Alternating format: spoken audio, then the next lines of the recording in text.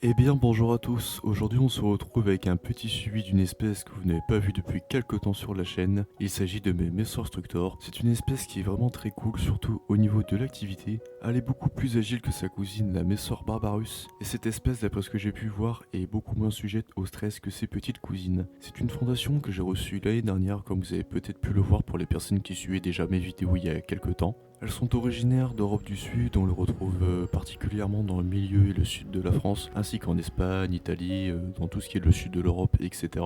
Elle est de taille plus modeste, il s'agit de la seule espèce du genre polygyne en France, pour les messors bien sûr. Les autres messors peuvent avoir plusieurs gynes, mais là c'est plutôt de la plométrose et non de la polygynie. La différence est que lors de la plométrose, à un moment, une des gynes sera choisie par les ouvrières, ce qui donnera à la fin une gyne seule et sa colonie qui sera propre à elle. Moi pour le coup, je suis avec une fondation monogyne depuis la fin de la diapose. J'ai une belle pente et comme vous pouvez le voir niveau couvain, j'ai eu un beau développement.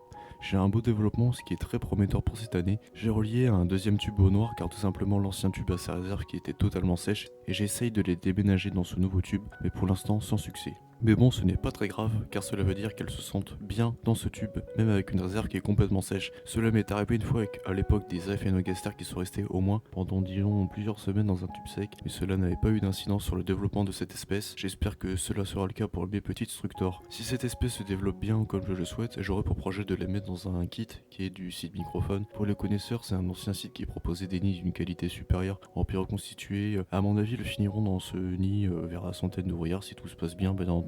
Sinon, en général, c'est une espèce de messor que j'aime beaucoup et j'espère avoir dans les mois qui suivent une belle colonie de cette petite espèce de messor. J'en ai terminé avec ce suivi. Si vous a plu, n'hésitez pas à me mettre un pouce bleu à la vidéo. Cela m'aide énormément pour le référencement et pensez à vous abonner pour suivre les prochains suivis.